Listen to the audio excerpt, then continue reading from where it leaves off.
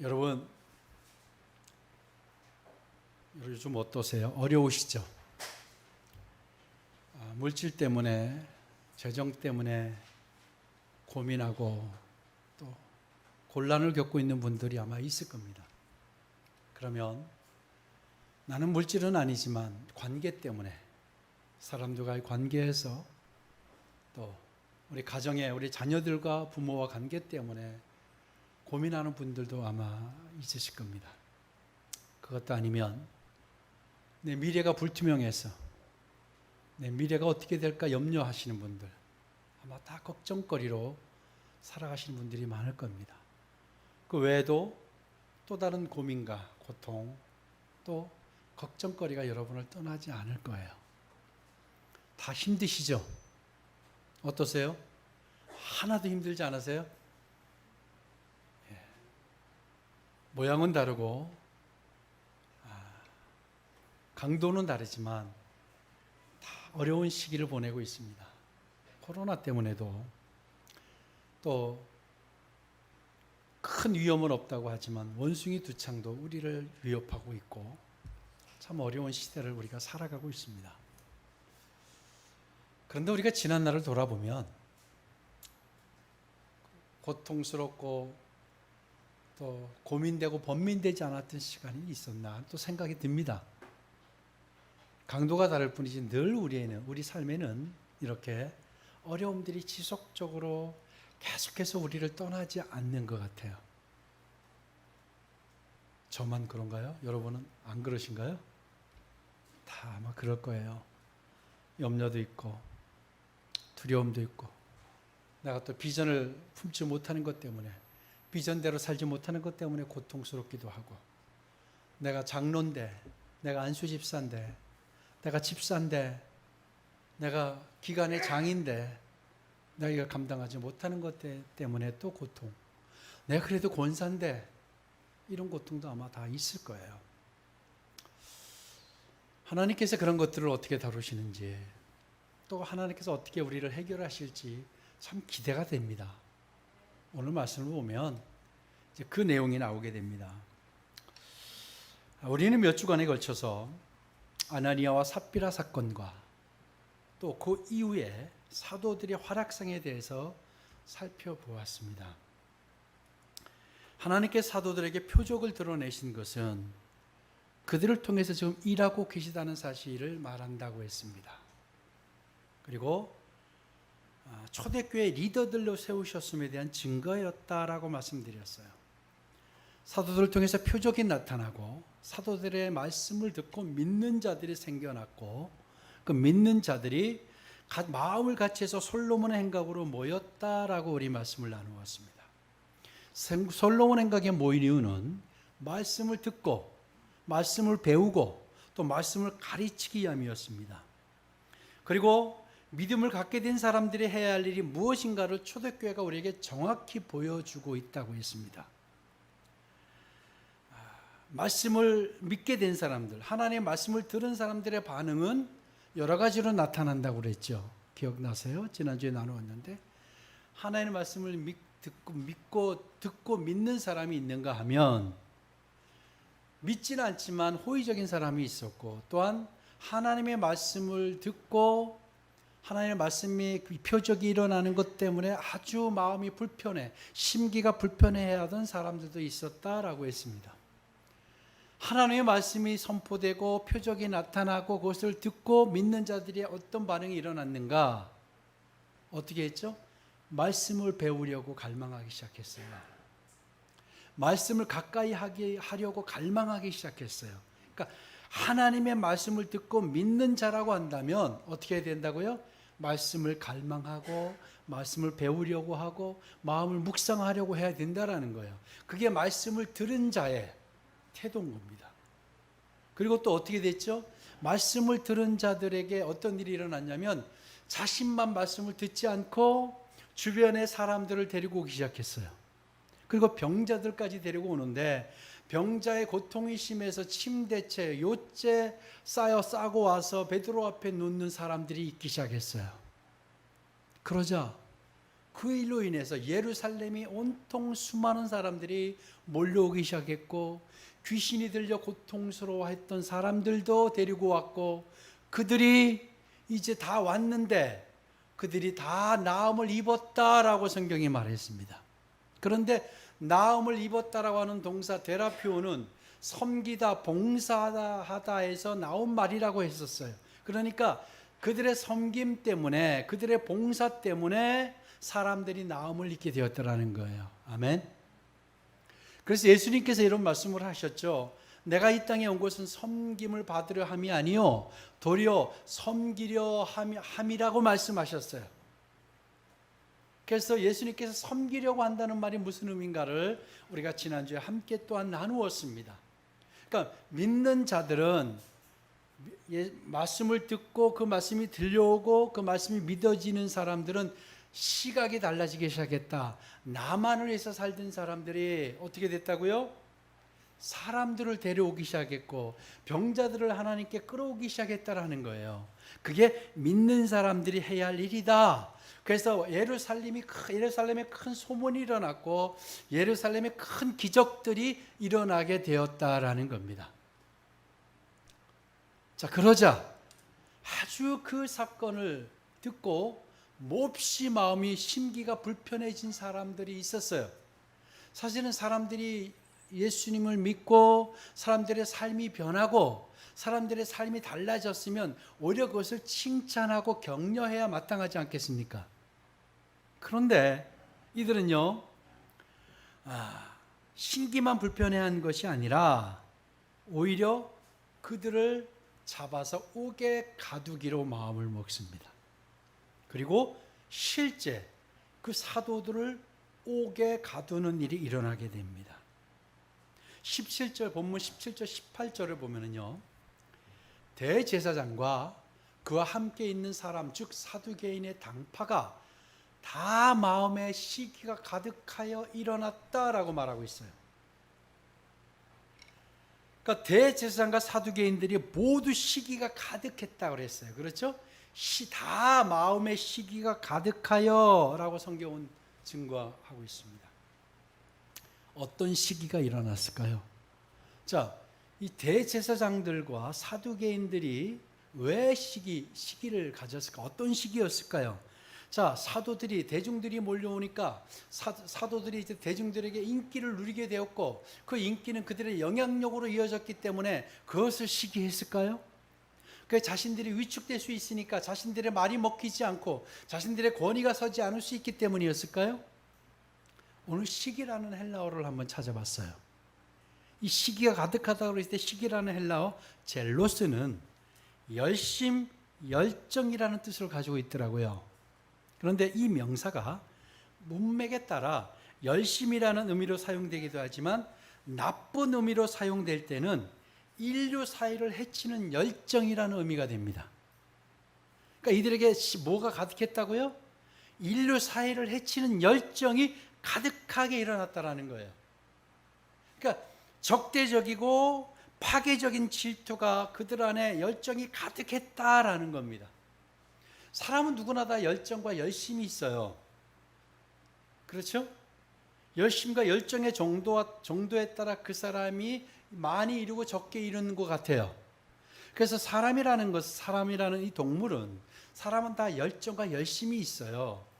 그렇죠? 여러분에게도 열심이 있어요. 어떤 사람은 사람을 시기하고 끌어내리고 질투하는 데 열심히 있는 사람이 있어요. 그것도 은사예요, 제가 볼 때는. 어쩌면 그렇게 사람을 시기할까?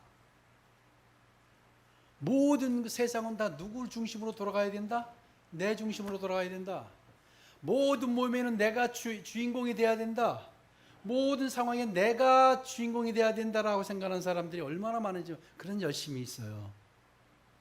또 어떤 사람은 사람들을 섬기지 못해서 그냥 안달이 난 사람이 있어요. 내가 어려운 것보다 사람들이 어려운 걸 보지 못하는 사람이에요. 그렇죠? 보도 듣도 못한 이야기입니까? 사람은 어떤 형태든 열심히 있어요. 열정이라는 것을 가지고 있어요. 그건 누가 주신? 하나님이 주신 거예요. 근데 그 열정이 어떤 열정이 돼야 되느냐? 인류 사회를 해치는 그 열정, 그 시기가 가득한 그거 말고 사도들과 같이 하나님을 세우는 열정이 있어야 됩니다. 아멘. 예, 여러분 한번 스스로 생각해 보세요. 나에게는 어떤 열정이 있느냐? 난 열정이 없어. 열정이 없는 열정이 있는 거예요. 그러니까 다 있는 거예요. 내가 어떤 열정이 있는가 한번 다 돌아보세요. 그게 하나님이 기뻐하실 열정인가? 하나님 기뻐하지 않으실 열정인가? 정말 우리 교회는 그런 분이 한 분도 없는데 어떻게든지 사람들 꼬투리만 잡고 흠만 보고 잘못된 것만 그렇게 잘 보고 여러분 우리가요 우리 몸에서 우리 생각 우리 몸에서 나가는 이 아웃풋은 내 속에 뭐가 있느냐에 따라 결정이 되는 거예요. 나에게 불만과 온통 욕지거리만 있으면 뭐가 나가요? 욕이 나가는 거예요. 근데 나에게 사랑만 있어요. 그럼 이 사람은 어디 가도 사랑만 나가요. 그런 열정이 되길 축복합니다. 그런데 이 사두개인들 대제사장은 그들은 지도자예요. 종교적인 지도자예요. 여러분 대제사장이잖아요. 근데 그들이 어떻게 사람들을 해하는 열심만 가득했던 거예요. 이게 남일이 아니라고 느끼시는 분들은 회개하시기 바랍니다. 아, 저건 오늘 내 얘기구나. 저건 다른 사람 얘기구나. 이렇게 생각하는 것도 이상한 열심이에요. 다 나구나 라는 생각하셔야 된다는 거예요. 자, 그렇게 해서 그들이 사도들을 가둬두는데 보니까 사도를 구금시키는데요. 자, 사도들이 구금이 됩니다. 감옥에 갇히게 되는데 30절에서 그런 이들이 심기가 불편해지고 잡아들여야 했던 이유가 뭔가를 우리는 알고 있어요. 그런데 오늘 본문 30절이요. 그것을 정확히 한마디로 규정하고 얘기하고 있어요. 우리 30절을 같이 한번 읽도록 하겠습니다. 시작. 너희가 나무에 달아 죽인 예수를 우리 조상이 하나님이 살리시고 아멘. 이스라엘 조상의 하나님, 유대인들의 하나님이 그들이 믿고 있는 철석같이 믿고 있는 전보라고 믿고 있는 하나님이 자신들이 죽인 사람을 다시 살리셨다라는 거예요. 큰일인 거죠. 자신들이 믿고 있는 하나님이 살렸어요. 자신들이 죽인 사람을 살린 거예요. 그들이 뭐라고 그랬어요? 나무에 달아 죽인, 나무에 달은 아무나 다는 게 아니에요. 정말 흉악무도한 그런 사형을 받아도 합당한 그 이상의 사람을 죽이는 게 십자가형이었잖아요. 그들이 나무에 달아서 죽인 예수를 우리 조상의 하나님이 살리시고 하나님이 살리셔야만 했던 일을 그들이 한 거예요. 그러니 그들이 얼마나 불편하겠습니까? 자신들이 한 일이 드러나지 않을 거라고 생각했던 거예요. 그런데 지금 사도들의 제자들이 그 일을 얘기하고 있는 거예요. 그들이 죽인 예수를 하나님이 살리셔서 예수님을 하나님이 살리셔서 그 예수를 그들이 증거하고 있어요. 이제 큰일 난 거죠. 그들이 나무에 달아서 어떻게 했어요? 없는 거짓 증인을 갖다 세웠어요. 없는 제목을 뒤집어 세웠어요. 그래서 사형을 받게 했잖아요.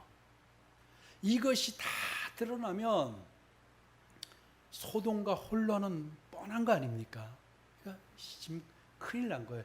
자신들의 영향력이 줄어드는 것 더 큰 일이었어요. 자신들이 벌인 이 행위가 다 드러날 일이었기 때문에 감옥에 가두는데 여러분 이제 이런 지도자급 되는 그런 이런 사람들은 다 사설 감옥에 있었어요. 모양은 다르지만 그런데 이번에 사도들을 가둔 곳은 사설 감옥에 가두지 않고요. 공공 감옥에 가둡니다. 여러분, 이 감옥이라고 오늘 감옥은 어때? 사설 감옥은 뭐 사람이 풀려나기도 쉬워요. 사람을 빼내기도 쉬워요. 근데 공공 감옥은 어떻습니까? 국가에서 관리하는 감옥은 어때요? 지키는 사람이 있죠. 공공 감옥에 넣은 사람을 함부로 쉽게 빼낼 수가 없어요. 그렇죠? 그리고 탈출시키는 것이 거의 불가능에 가까운 일이에요. 늘 군사들이 지키고 있기 때문에. 그러니까 거기에 넣어야만 했다라는 거예요. 왜요? 그래서 그러다 보니까요. 이 사람들을 중재인으로 취급한 거예요. 중재인으로 취급해서 사도들을 이제 감옥에 공공 감옥에 집어넣었어요. 본문의 감옥이라고 밝히고 있는 단어 테레시소 데모시아는 공공 감옥을 말하는 거예요.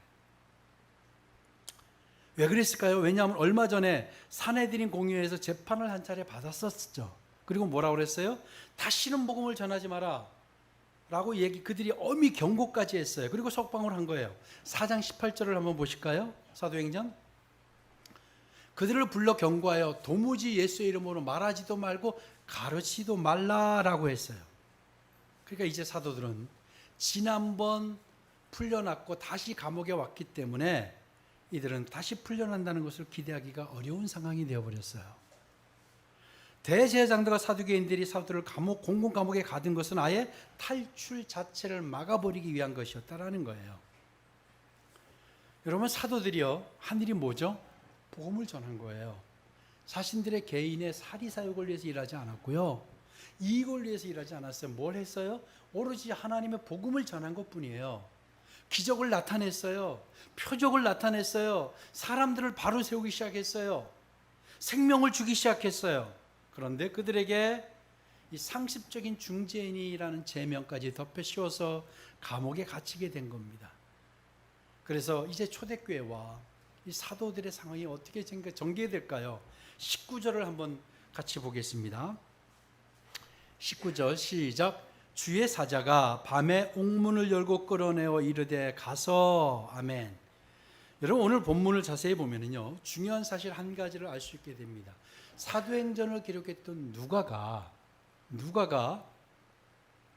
사도들이 풀려난 시점과 성전에 가서 말씀을 가르친 시점, 시각을 대비해서 기록하고 있어요. 그러니까 뭐냐면 사도들이 밤에 옥문을 열고, 그러니까 밤에 갇힌 사실과 새벽이라는 시간, 새벽에 성전에 가서 새벽에 사람들을 가르쳤다는 이 새벽이라는 시간을 같이 대비시켜서 오늘 이야기하고 있는데, 여러분, 성경은요 성경의 단어 하나, 동사 하나 우연히 기록된 게 없다고 제가 누누이 말씀을 드리잖아요.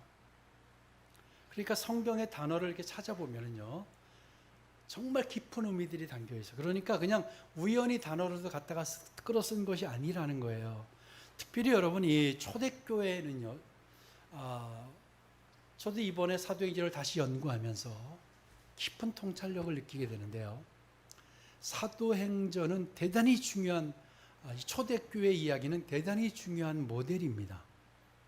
초대교회는 당연히 우리가 그냥 우리 교회의 모델이다라는 그런 일반적인 얘기가 아니라 초대교회에 일어났던 일은 굉장히 중요한 우리의 이정표예요. 그리고 초대교회에 말씀하셨던 하나님의 말씀 대단히 중요한 이야기였어요. 어떻게 살아야 된다, 그들이 믿고 어떻게 했다, 사도들이 무엇을 했다, 그리고 왜 어떤 일들이 일어났다, 이런 것들은, 이런 바로 모든 스토리가 우리가 지금을 사는데 바로 열쇠예요. 아멘. 그 사도행전을 그냥 사도들이 초대교회 그냥 일반적인 이야기로 여러분 보시면 안 된다는 거예요. 그건 여러분에게 너무너무 무진장 손해입니다. 이 말씀을 깊이 여러분 붙드시면 많은 해답들이 보인다라는 거예요. 자, 그래서 이제 오늘 왜 이 누가가 사도행전을 기록한 누가가 이 시점들을 대비시켰을까? 그리고 왜 이 사도들을 밤에 끌어냈을까? 성경은 그 긴박하고 다급한 왜 그 일이었는가를 이야기하는데요. 20절, 21절입니다. 우리 같이 한번 읽겠습니다. 시작. 가서 성전에 서서 이 생명의 말씀을 다 백성에게 말하라 하며 그들이 듣고 새벽에 성전에 들어가서 가르치더니. 아멘. 여러분, 오늘 우리가 누가가 말한 밤과 새벽이라는 시간에 이 의미가 어떤 의미가 있는가를 좀 같이 나누어 보려고 합니다. 19절을 보면 주의 사자가 나타난 시간을 밤이라고 정확히 밝히고 있어요. 사도들이 풀려나서 성전에 들어가자마자 말씀을 가르친 시간이 새벽이라고도 말하고 있어요. 여러분, 이 밤, 새벽은 여러 가지 의미가 있어요. 먼저 밤이라고 기록된 단어를 찾아보니까 닉스라고 해요. 닉스는 어떤 의미가 있는가? 여러분, 일반적으로 밤 하면 떠오르는 이미지가 뭡니까? 제 아내가 밤에 자기 전에 늘 반복하는 말이 있어요. 제일 좋은 시간이래요. 자는 시간이 제일 좋은 시간이래요. 고단하게 하루를 사는 여러분들, 그게 무슨 의미인지 아시죠? 제일 좋은 시간이라. 여러분, 일반적으로 밤이라는 이 단어를 떠오르면 어떤 이미지가 떠오르세요? 고단한 일의 하루가 끝나는 것을 의미하죠. 그런 이미지도 있죠. 고단한 일의 하루가 끝났다, 이제 쉼을 얻을 수 있다라는 생각도 하게 됩니다. 그런데요, 또 다른 측면에서는 사탄이 장악한 어둠과 흑암을 상징하기도 합니다. 밤은 흑암, 우리가 그 어렵고 힘든 상황을 표현할 때 어떻게 하죠? 칠흑 같은 밤이라고 이야기도 하잖아요. 흑암, 밤은 앞이 안 보이는 거예요. 그렇죠? 흑암은 앞이 안 보여요. 아무것도 안 보인다는 거예요. 그래서 이 밤이라는, 이 닉스라고 하는 이 밤이라는 단어만 보면 사도들의 사역도 이제 끝났다라는 이미지를 던져주기도 해요. 그런 뉘앙스가 있습니다. 다 끝났다, 절망이다. 그리고 대제사장과 사두개인들이 벌인 일은 흑암과 죽음과도 같은 해악이었다라는 이미지도 있어요. 그러니까 이 밤은 아주 중요한 의미를 담고 있기 때문에 바로 이 누가가 이 밤에라는 이 닉스라는 단어를 사용했다는 거예요. 그리고요, 닉스라고 하는 단어는요, 해악, 죽음을 나타낼 때 사용하기도 합니다. 해악, 죽음. 그래서 닉스는요, 스코티아라는 어둠을 의미해요. 어둠. 그리고 빛이라고 하는 푸호스라고 말하는 빛과는 대조적인 말이에요. 그러니까 하나님 혹은 그리스도로부터 소외된 상황을 묘사할 때 이 말을 쓴다라는 거예요. 하나님과 그리스도로부터 소외된 상황, 그 상황을 바로 이렇게 스코티아, 닉스라고 한다라는 거예요. 그래서 바울도요, 이렇게 말했어요. 데살로니가전서 5장 5절에서 8절, 우리 상반절을 한번 보도록 합니다. 자, 하나님을 모르는, 데살로니가전서 5장 5절, 우리 한번 찾아볼까요?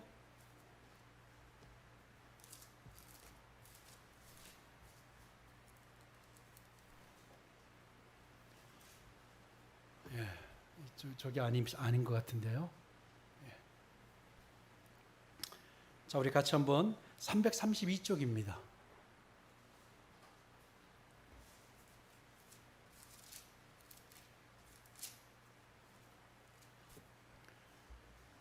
우리 같이 한번 읽도록 합니다. 시작. 너희는 다 빛의 아들이요 낮의 아들이라.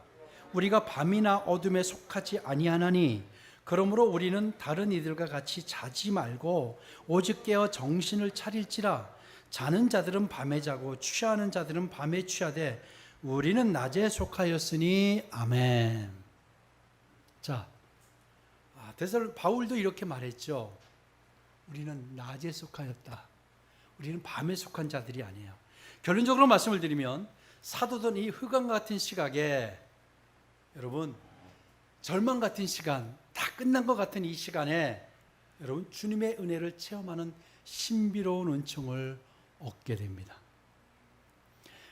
사도들이 복음을 전하다가 사람들을 고치고 생명을 전하는 일을 하다가 잡혔어요.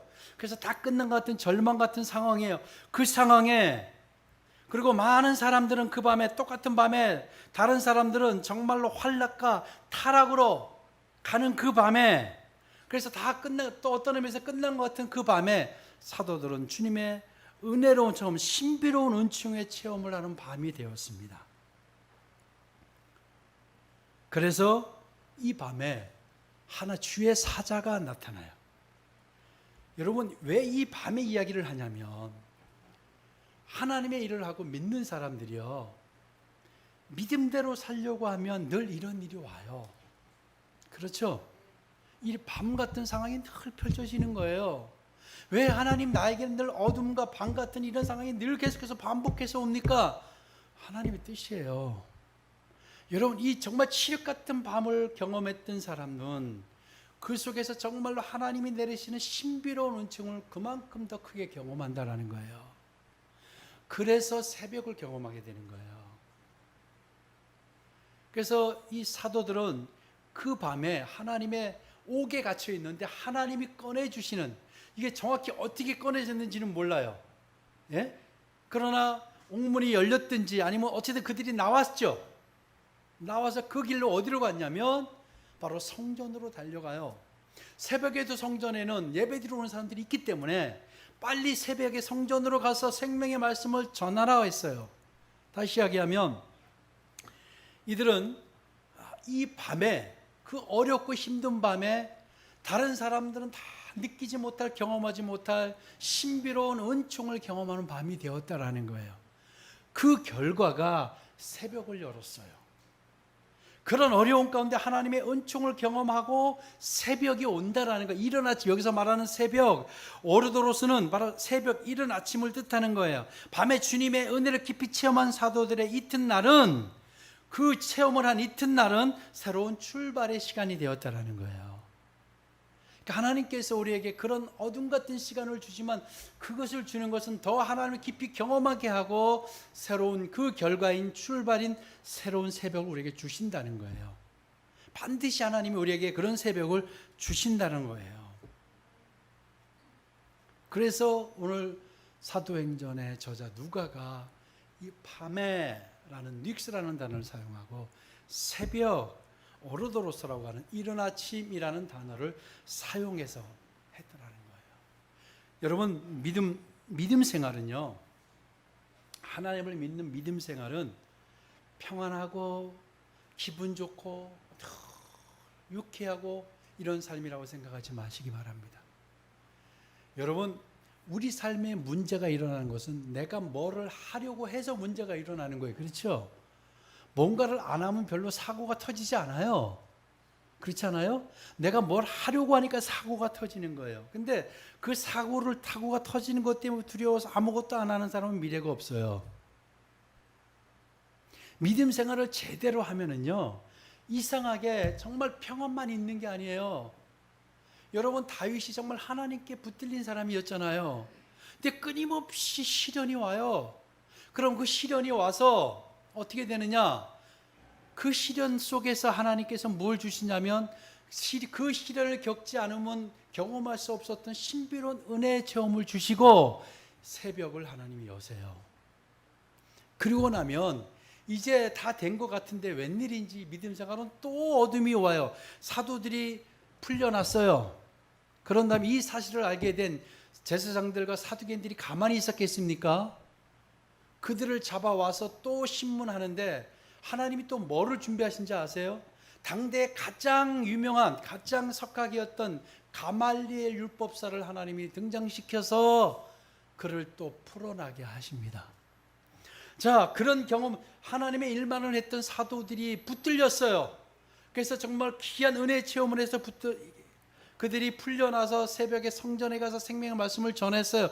그러면 일이 다 끝났잖아요. 그런데 왜 또 어려움이 오나요? 예, 이게 믿음의 원리예요. 끊임없이 우리에게 어려움은 와요. 여러분, 하나님 믿음 생활을 제대로 하려는 분들은 각오를 하셔야 되는 거예요. 그런데 신기한 것은 그럴 때마다 하나님께서 옥문을 여는 사건을 주시고 또 가말리엘을 등장시키시고 그렇게 해서 우리를 하나님께서 계속해서 단련시키시는 거예요. 그러니까 우리의 믿음 생활은 여러분 평생 그렇다고 생각하시고 다 각오하셔야 됩니다. 아멘. 맨날 그 꽃길만 거는 탄탄대로가 아니에요. 그건 믿음 생활이 아니에요. 그건 내가 내 마음대로 살면 그렇게 돼요. 여러분이 내 삶 마음대로 살아서 도저히 이 사람은 내가 관여할 필요 없겠다라고 사탄이 규정하면 절대 여러분 개입하지 않아요. 그냥 망치고 살게 놔두는 거예요. 잘 되게도 놔두고. 근데 하나님의 법대로 살려고 하는 사람들은 도대체 이게 그냥 놔두지 못해요. 그러니까 그 문제가 해결되면 이제 다 됐다라고 생각하지만 왜 끊임없이 우리에게 문제가 올까요? 그게 신앙의 원리예요. 왜? 그런 것들을 겪지 않으면 경험하지 못할 신비로운 은혜를 계속해서 체험하게 하시는 거예요.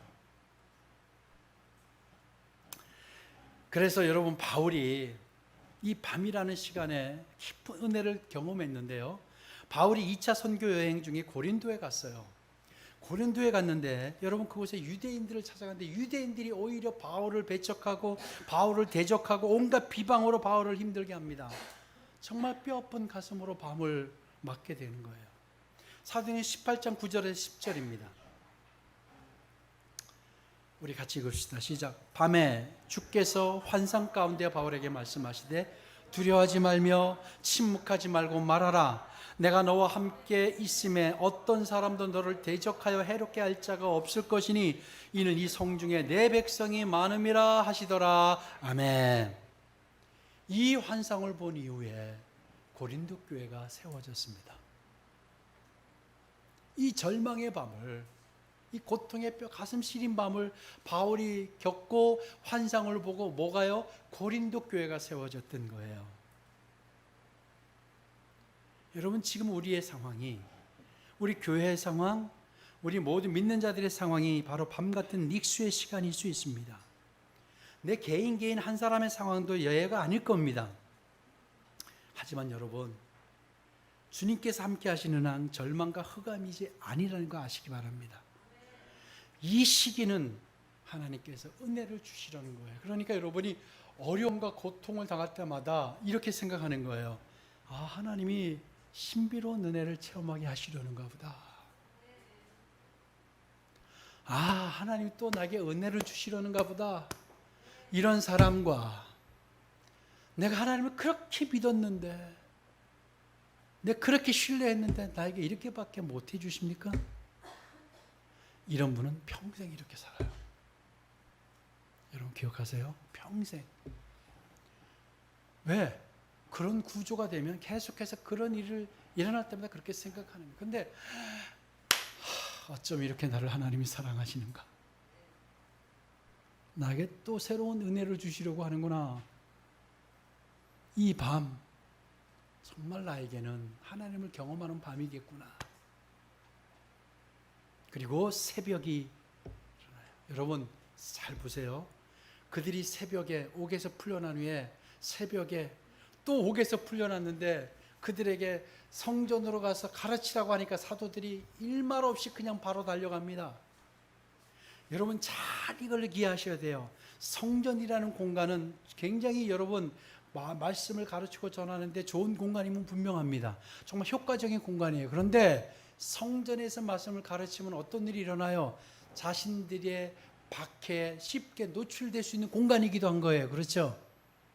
성전이 말씀을 전하는 좋은 공간이긴 했지만 성전이 또한 박해에 노출돼서 정말 그들이 또 끌려가시는 그런 환경이라는 거예요. 하나님이 그걸 또 보낸 거예요. 그들의 은혜를 경험하게 하시고 새벽을 주시고 가서 또 거기 가서 그걸 말씀하시는 거예요. 그러고 나서 그들이 또 붙들리게 되잖아요. 이게 여러분 믿음의 생활이에요. 이 원리를 아셔야 돼요. 내가 하나님을 잘 믿으면 한 번에 다 끝나. 안 끝나요. 그거는 무당이나 바로 이단이 하는 얘기예요. 그럼 끊임없이 어려운 가운데 끊임없이 주님을 또 붙들고 씨름하는 거예요. 그러면 또 은혜 주시고 또 다른 은혜 주시고 그러면 좀 괜찮네. 또 어려움이 오네. 또 다른 여러분 똑같은 어려움이 오진 않아요. 지금까지 하나님 우리에게 주신 은혜를 다 합해보세요. 얼마나 많아요.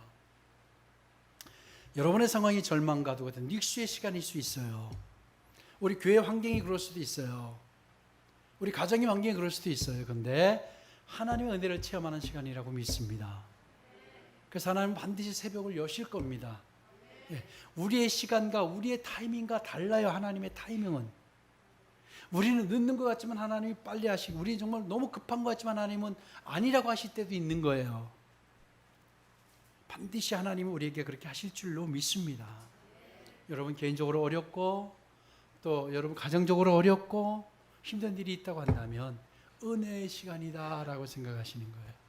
그리고 어차피 믿음 생활하기로 작정했으면 믿음 생활하다 보면 반드시 이런 일은 반복되겠다. 아예 각오를 하십시다. 각오하는 거예요.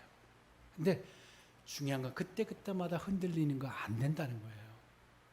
그때마다 여러분 우리 인생이 그렇잖아요. 어려울 만해서 경험, 그것을 극복하면 우리에게 경험이 되죠. 노하우가 돼요. 믿음도 우리에게 노하우가 자꾸 생기는 거예요. 하나하나 자꾸 우리에게, 여러분, 내가 믿음에는 내가 일가견이 있다고 생각하지만 아니에요. 계속해서 끊임없이 우리에게 일어날 거라는 거예요. 그리고 여러분 상황이 어떠하든 이렇게 사도들과 같이 이런 믿음으로 승리하시길 주 이름으로 축복합니다. 예. 우리가 할 것은 뭐냐?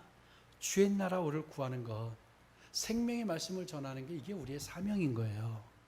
생명의 말씀으로 전하려면 내가 그렇게 살아야 되겠죠. 그런 삶이 또 이번 주간도 7월달 한 달 그렇게 되시길 주 이름으로 축복합니다. 여러분의 밤의 시간, 이 닉스의 타임을 여러분의 신비로운 은총을 경험하는 시간으로 삼으시길 주 이름으로 축복합니다. 기도하겠습니다.